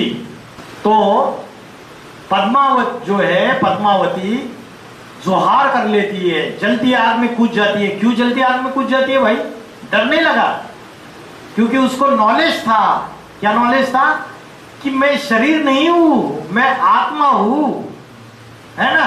आज के लेक्चर का सार, ये शरीर तो भस्म होने वाला है, मेरी आत्मा फिर से जन्म लेके उसी राजा का वरण करेगी, उससे ही ब्याह करेगी। और पार्वती के लिए बोलती है, शास्त्रों में बोला जाता है पार्वती के लिए, जन्म जन्म लगी लगन तुम्हारी, वरण शंभु न तु रहु कुंवारी। ऐसी तपस्या करती है कि जन्म जन्मांतर एक ही पति करूंगी, नहीं तो कुंवारी मर जाऊंगी। तो ये भारत की नारी की पवित्रता है, ये भारत का सती सावित्री का देश है। आज क्या हो गया उसका हाल? Live in relationship, homosexuality is not offence, adultery is not offence. पत्नी कितने भी लोगों के साथ संबंध बनाए लेकिन गुनाह नहीं है, सुप्रीम कोर्ट ने हटा दिया, करो कोई प्रॉब्लम नहीं है। तो ये सनातन धर्म की संस्कृति है या विदेशी संस्कृति है? विदेशी संस्कृति है। तो राक्षसी प्रवृत्तियां बढ़ती गई, क्योंकि जो दूसरे दूसरे धर्म आए उनके अंदर जो राक्षसी प्रवृत्तियां थी उनका संग का रंग हमारे लोगों को लगा। उन संग का रंग लगने से हमारे अंदर वो राक्षसी प्रवृत्तियां प्रवेश कर गई और हम अपनी आत्मा के ज्ञान को भूल गए, परमात्मा के ज्ञान को भूल गए। हम ये बात भूल गए कि अभी वो समय है कि शिव शंकर भोलेनाथ इस धरती पर अवतरित हो चुके हैं। और ये बात मैं नहीं बोल रहा हूं, बड़े बड़े जो प्रेडिक्टर्स है, भविष्यकार है, उन्होंने भविष्यवाणियां की है। नॉस्ट्राडेमस नाम सुना है किसी ने? नॉस्ट्राडेमस की भविष्यवाणियां पॉपुलर भविष्यकार है। किरो, किट, एंडरसन, जूलबर्ग, भारत में गोपीनाथ शास्त्री, कल्कि पुराण, भविष्य मालिका, इन्होंने भविष्यवाणियां की है। उसमें एक कॉमन भविष्यवाणी है कि 21st सेंचुरी में उत्तर भारत से एक महापुरुष का अवतार होगा। वो महापुरुष योगियों का योगी होगा। वो महापुरुष आत्मा और परमात्मा के रहस्य बताएगा। वो ऐसी आध्यात्मिक क्रांति लाएगा, ऐसा आध्यात्मिक संगठन स्थापन करेगा कि एक जाति, एक धर्म, एक भाषा स्थापन करेगा। अनेक जाति, अनेक धर्म, अनेक भाषा, अनेक राज्यों का विनाश और एक सत्य सनातन धर्म की पुनर्स्थापना। जब अनेकता का विनाश हो जाएगा और सत्य का स्थापन हो जाएगा, तब दुनिया में सच्ची सुख शांति आएगी। उसे कहा है सतयुग। और ये कार्य शिव जब आते हैं तो ब्रह्मा विष्णु महेश के द्वारा करते हैं। गुरुर ब्रह्मा गुरुर विष्णु गुरुदेवो महेश्वर, गुरु साक्षात परब्रह्म, ये परमात्मा स्वरूप है। ब्रह्मा द्वारा स्थापना नई दुनिया की और शंकर के द्वारा पुरानी दुनिया का विनाश, पुरानी परंपराओं का विनाश, अनेक जातियों का विनाश, अनेक धर्मों का विनाश। और जो नई दुनिया आएगी उसमें लक्ष्मी नारायण का राज्य आएगा, राम राज्य आएगा। तो महाशिवरात्रि का हम त्योहार मनाते हैं ना, इसमें रात्रि शब्द क्यों बोला? कोई बताएगा रात्रि शब्द क्यों बोला? किसी को पता है? तो जो आप बोले थे कि सतयुग से कलयुग से सतयुग क्लॉक का टाइम का मतलब मनाना चाहिए आता है इसको। कलयुग से सतयुग जो क्लॉक का टाइम है, सतयुग ही आता है। हाँ गोल्डन पीरियड। हाँ जी हाँ जी। उस टाइम भी मनाना चाहिए, अभी भला होता है। उस समय क्या मनाना चाहिए? शिवरात्रि। हाँ, महाशिवरात्रि तो अभी मना रहे हैं हम त्योहार।